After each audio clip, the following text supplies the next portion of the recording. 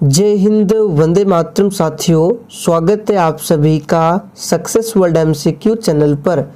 Bihar police constable की नई भर्ती के लिए आज के इस वीडियो में प्रैक्टिस सेट नंबर 7 को कवर करेंगे। तो जल्दी से आप सभी लाइव में जुड़ जाइए। सभी को गुड इवनिंग। तो चलिए, फर्स्ट क्वेश्चन आपके सामने है। कोशिका में उपस्थित प्लाज्मा झिल्ली किसकी बनी होती है? चलिए, आप सभी आंसर बताएंगे। और देखिए, प्रत्येक स्टूडेंट को नीचे लाइव चैट में अपना अपना आंसर बताना है, तभी आपका प्रॉपर तरीके से रिवीजन होगा। तो ध्यान दीजिए, कोशिका में उपस्थित जो प्लाज्मा झिल्ली होती है ये प्रोटीन और लिपिड की बनी होती है। तो सही जवाब है डी ऑप्शन, ए और सी। आगे देखिए, स्वदेशी आंदोलन की शुरुआत किस अधिवेशन के बाद किया गया था? बिल्कुल 1 नंबर का प्रश्न है, आंसर बताएंगे। स्वदेशी आंदोलन की शुरुआत किस अधिवेशन के बाद हुई थी? तो देखिए, आपको याद होगा स्वदेशी आंदोलन 1905 में हुआ था, 7 अगस्त 1905 में। और ये जो आंदोलन है इसकी शुरुआत किस अधिवेशन के बाद होती है? तो बनारस अधिवेशन। यहाँ पर ए ऑप्शन जो ही बच्चे दिए हैं बिल्कुल सही जवाब है, बनारस अधिवेशन।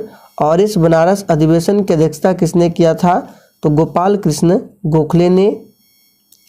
आगे देखिए, नाबार्ड कब अस्तित्व में आया? चलिए, आप सभी तीसरे प्रश्न के लिए आंसर बताएंगे। नाबार्ड कब अस्तित्व में आया?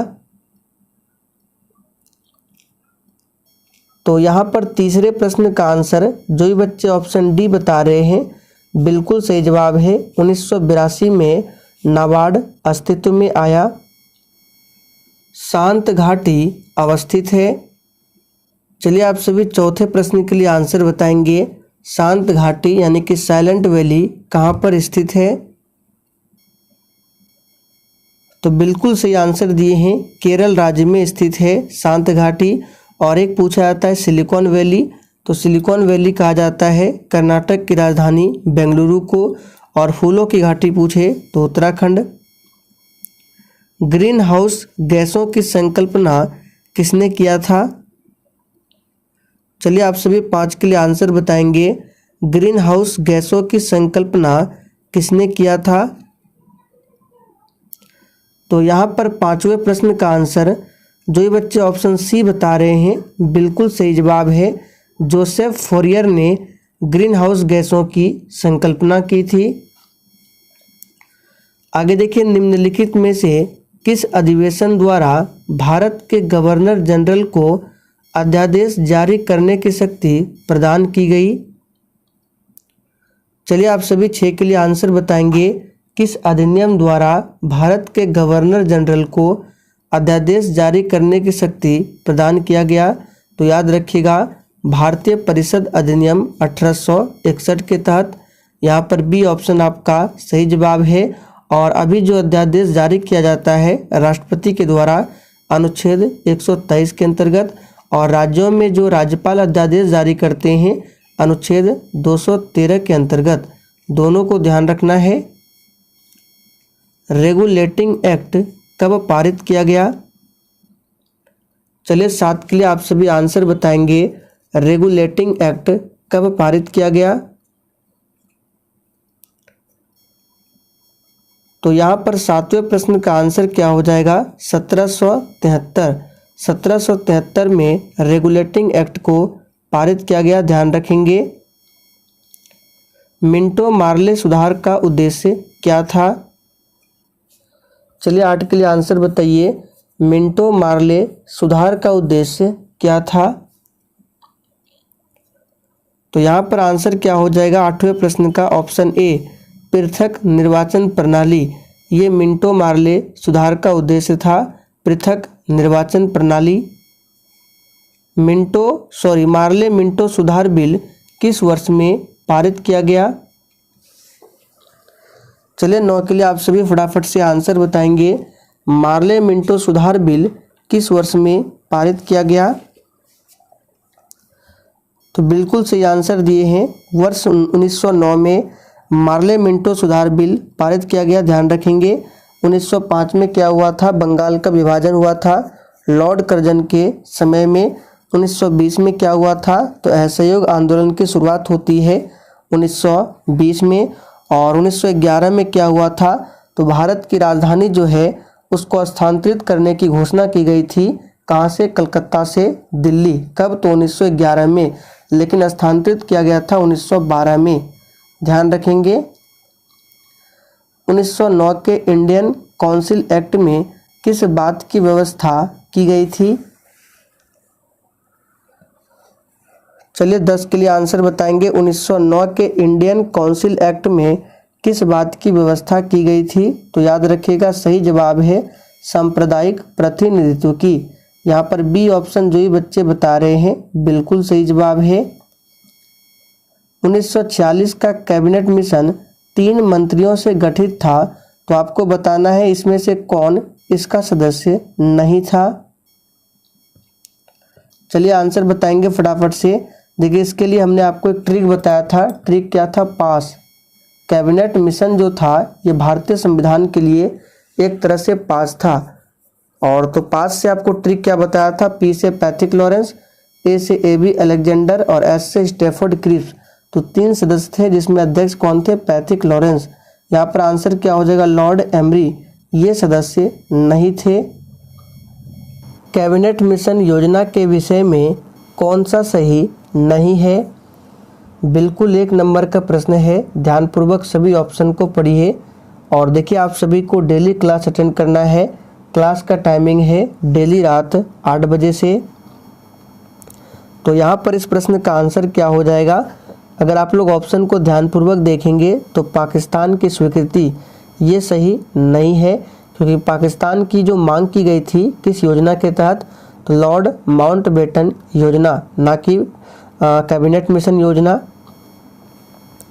भारत का संविधान लागू होने तक स्वतंत्रता के पश्चात इसका शासन किसके अंतर्गत चलाया गया था। चलिए आंसर बताएंगे। भारत का संविधान लागू होने तक स्वतंत्रता के पश्चात जो भारत का शासन है किसके अंतर्गत चलाया गया, तो याद रखिएगा 1935 के भारत सरकार अधिनियम के अनुसार। आगे देखिए, भारतीयों को वर्ष 1947 में सार्वभौम सत्ता सौंपने की योजना निम्न में से किस नाम से जानी गई।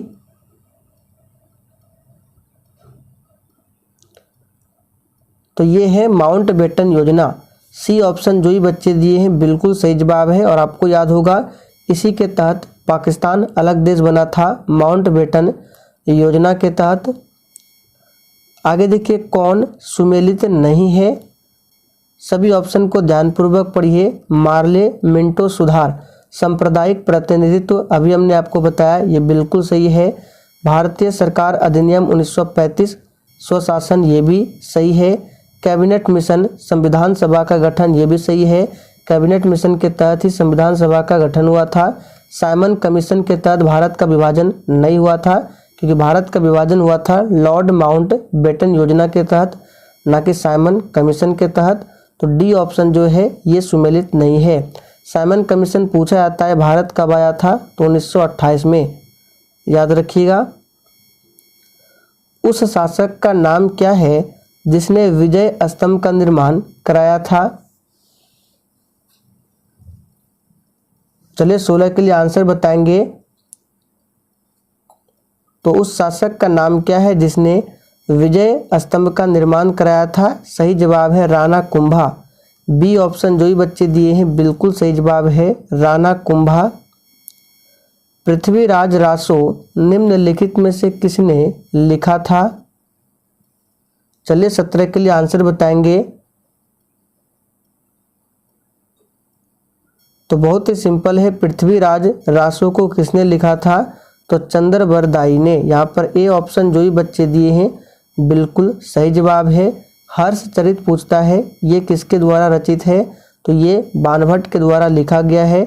और गीत गोविंद पूछता है तो ये जयदेव के द्वारा है। दिलवाड़ा मंदिर कहाँ पर स्थित है।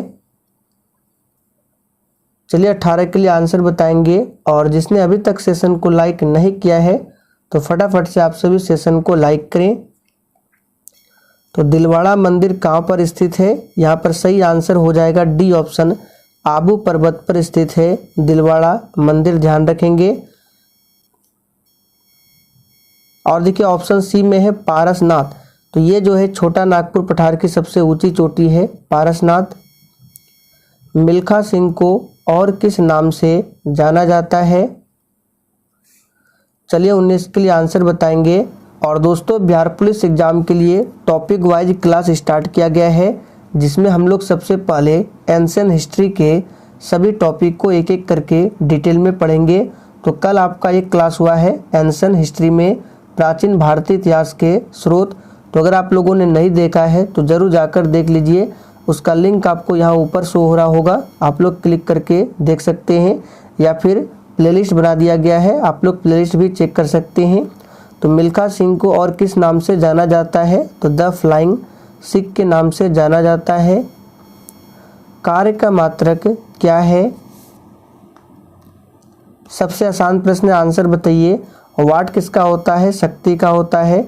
न्यूटन ये बल का है, और जूल किसका है? तो ये कार्य का मात्रक है। तो आंसर क्या हो जाएगा? D option, joule. एक्सरे का आविष्कार किसने किया था?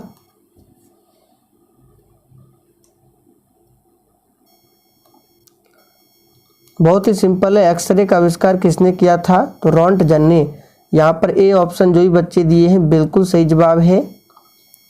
किस तत्व के रासायनिक गुण, यहाँ पे किसी होगा, किसी तत्व के रासायनिक गुण निम्न में से कौन तय करता है? चलिए 22 के लिए आप सभी आंसर बताएंगे। किसी तत्व का जो रासायनिक गुण है ये कौन तय करेगा? तो याद रखिएगा इलेक्ट्रॉन की संख्या। यहाँ पर बी ऑप्शन आपका सही जवाब है, इलेक्ट्रॉन की संख्या। इलेक्ट्रॉन की खोज किसने किया था? जे थॉमसन ने। प्रोटॉन की खोज किसने किया था? गोल्डस्टीन ने।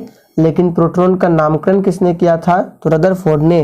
न्यूट्रॉन की खोज किसने की थी? तो जेम्स चैडविक ने। प्राकृतिक रबड़ किसका बहुलक है? और देखिए इस प्रैक्टिस सेट में आपके जितने भी प्रश्न सही होंगे आपको सेशन के लास्ट में कमेंट करके अपना अपना स्कोर जरूर बताना है। मैं सभी के स्कोर को चेक करूंगा। तो प्राकृतिक रबड़ जो है ये किसका बहुलक होता है? तो आइसोप्रीन का बहुलक है। संघ शासित प्रदेश लक्षद्वीप की भाषा क्या है? चलिए 24 के लिए आंसर कीजिए। संघ शासित प्रदेश लक्षद्वीप की भाषा क्या है? तो याद रखिएगा मलयालम। ए ऑप्शन जो ही बच्चे बता रहे हैं बिल्कुल सही जवाब है, मलयालम है। संघीय प्रणाली का पहला प्रयास भारत सरकार अधिनियम खाली स्थान द्वारा किया गया था। भारत सरकार किस अधिनियम द्वारा संघीय प्रणाली का पहला प्रयास किया गया था? तो याद कर लीजिए सही जवाब है ऑप्शन सी, 1935। छोटा नागपुर पठार की सबसे ऊंची पर्वत चोटी कौन सी है? और देखिए इसका पीडीएफ आपको टेलीग्राम पर मिल जाएगा। टेलीग्राम का लिंक इसी वीडियो के नीचे डिस्क्रिप्शन बॉक्स में दिया गया है। तो यहाँ पर 26 का आंसर जो बच्चे ऑप्शन ए बता रहे हैं बिल्कुल सही जवाब है। छोटा नागपुर पठार की सबसे ऊंची चोटी कौन सी है? तो पारसनाथ, ध्यान रखेंगे।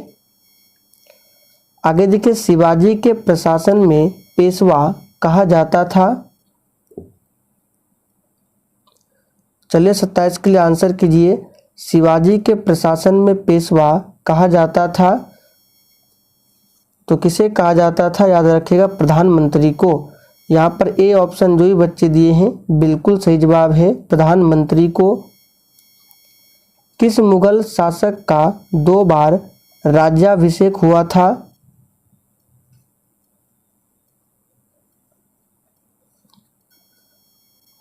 तो किस मुगल शासक का 2 बार राज्याभिषेक हुआ था? सही जवाब यहाँ पे क्या हो जाएगा? औरंगजेब। ए ऑप्शन जो ही बच्चे दिए हैं बिल्कुल सही जवाब है। मुगल वंश की स्थापना किसने किया था? बाबर ने। कब? तो 1526 में, पानीपत के प्रथम युद्ध में। भारत में राष्ट्रीय आय का आकलन सबसे पहले किसने किया था? चलिए आंसर कीजिए, भारत में राष्ट्रीय आय का आकलन सबसे पहले किसने किया था? तो बहुत ही आसान है, दादा भाई नौरोजी ने। ध्यान रखेंगे। और दादा भाई नौरोजी को भारत का वृद्ध पुरुष भी कहा जाता है। सिखों के अंतिम गुरु कौन थे? देखिए सिखों में कुल 10 गुरु हुए हैं, जिसमें से 10वें और अंतिम गुरु कौन है? तो याद रखिएगा, गुरु गोविंद सिंह। इनका जन्म पूछा जाता है तो 1666 में होता है पाटलिपुत्र पटना में, और इन्होंने 1699 में खालसा पंथ की स्थापना की थी। सिखों के पहले गुरु कौन थे? तो गुरु नानक देव। पौधों में फ्लोएम मुख्यतः उत्तरदायी है। चलिए 31 के लिए आंसर कीजिए, पौधों में फ्लोएम ये किसके लिए उत्तरदायी है? तो याद रखिएगा, सही जवाब है आहार वहन के लिए, यानी भोज्य पदार्थ के लिए पौधों में जो फ्लोएम होते हैं उत्तरदायी होते हैं। और जल के लिए पूछे तो जाइलम है। भारत में निर्मित प्रथम कंप्यूटर है। चलिए आंसर बताएंगे फटाफट से। देखिए यहाँ पे क्या है, भारत में निर्मित प्रथम कंप्यूटर सिर्फ बताना है, उसका नाम क्या था? तो सुपर कंप्यूटर नहीं, सिर्फ यहाँ पे आपको बताना है निर्मित प्रथम कंप्यूटर। तो याद रखिएगा सिद्धार्थ। अंतर्राष्ट्रीय विश्व पृथ्वी दिवस कब मनाया जाता है?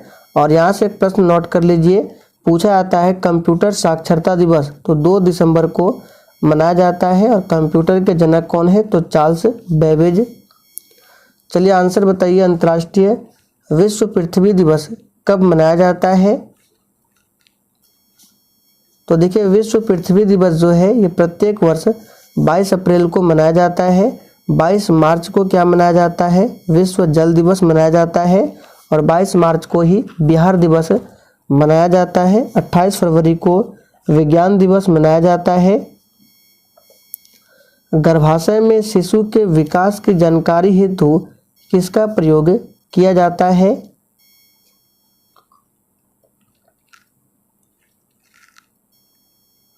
तो यहाँ पर आंसर क्या हो जाएगा? याद रखिएगा, अल्ट्रासाउंड का प्रयोग किया जाता है। ए ऑप्शन आपका सही जवाब है। आगे देखिए, रेडियो कार्बन डेटिंग से किसका निर्धारण होता है? तो ध्यान दीजिए, रेडियो कार्बन डेटिंग से जीवाश्म का निर्धारण होता है। ज्ञानपीठ पुरस्कार किस क्षेत्र वालों को दिया जाता है? यानी कि ज्ञानपीठ पुरस्कार जो है ये किस क्षेत्र में दिया जाता है? तो यहाँ पर जो ये बच्चे डी बता रहे हैं बिल्कुल सही जवाब है, साहित्य के क्षेत्र में दिया जाता है। संगीत के क्षेत्र में कौन सा पुरस्कार दिया जाता है? तो याद रखें ग्रैमी अवार्ड, यहाँ पे लिख देते हैं ग्रैमी अवार्ड, ये संगीत के क्षेत्र में दिया जाता है। आप लोग कमेंट करके बताइए, पत्रकारिता के क्षेत्र में कौन सा पुरस्कार दिया जाता है? भारत का राष्ट्रीय गीत जो कि वंदे मातरम है किस ग्रंथ से संकलित है? तो सबसे पहले ध्यान रखना है, वंदे मातरम को किसने लिखा है? तो बंकिम चंद्र चटर्जी ने। और ये किस ग्रंथ से संकलित है? तो आनंद मठ से। मुंडकोपनिषद की बात करें तो सत्यमेव जयते जो है मुंडकोपनिषद से लिया गया है। एलोरा के पहाड़ी मंदिर किसने बनवाया? चलिए 38 के लिए आंसर बताइए। देखिए एलोरा का जो पहाड़ी मंदिर है ये औरंगाबाद महाराष्ट्र में स्थित है और इसको किसने बनवाया? तो राष्ट्रकूटों ने। देशांतर की संख्या कितनी होती है?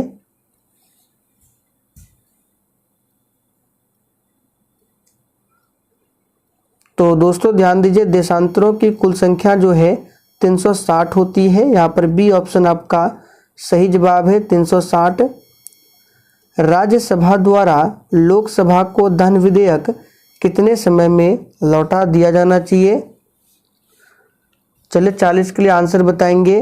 अब देखिए यहाँ पे राज्यसभा, तो राज्यसभा को उच्च सदन यानी अपर हाउस कहा जाता है और इसे कभी भी भंग नहीं किया जा सकता है। राज्यसभा के सदस्यों का कार्यकाल 6 वर्ष का होता है और राज्यसभा का सदस्य बनने के लिए उम्र सीमा जो है 30 वर्ष होने चाहिए। तो यहाँ पे आंसर क्या हो जाएगा 14 दिन। आगे देखिए भार का एसआई मात्रक क्या है। बिल्कुल 1 नंबर का प्रश्न है, फटाफट से आंसर बताइए। भार का एसआई मात्रक क्या है।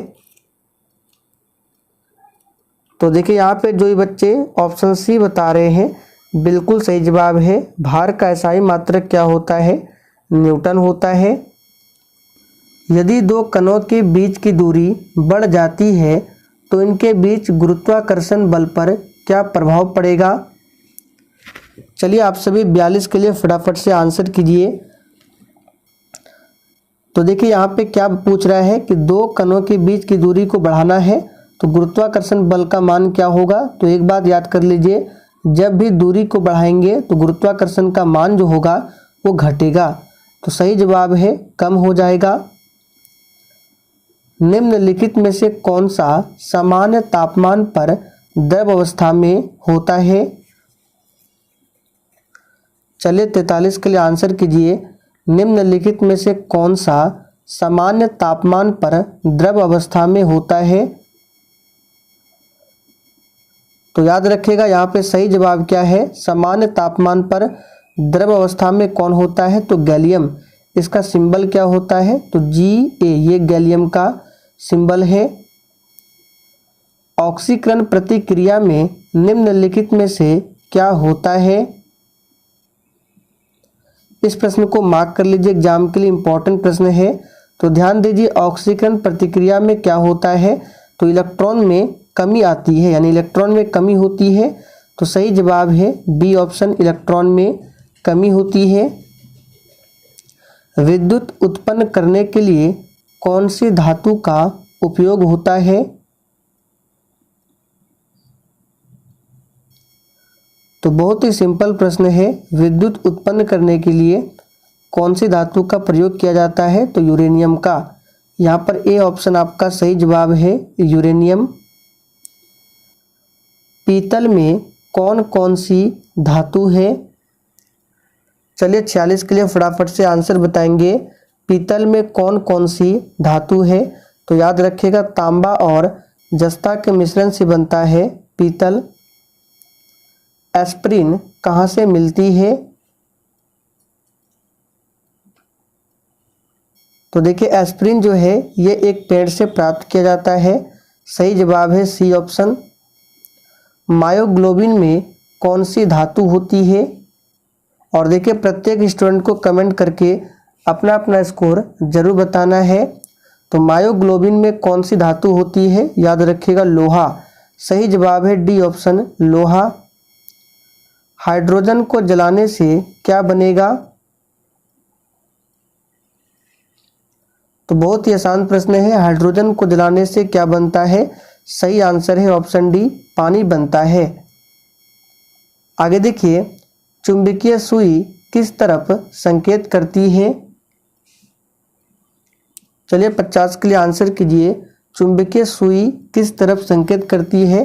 तो याद रखिएगा हमेशा नॉर्थ की तरफ संकेत करती है चुंबकीय सुई। तो सही जवाब है सी ऑप्शन, उत्तर। तो दोस्तों आज के लिए इतना ही। सेशन पसंद आया हो तो सभी लोग सेशन को लाइक करके और सेशन को अधिक से अधिक दोस्तों के साथ जरूर शेयर करें।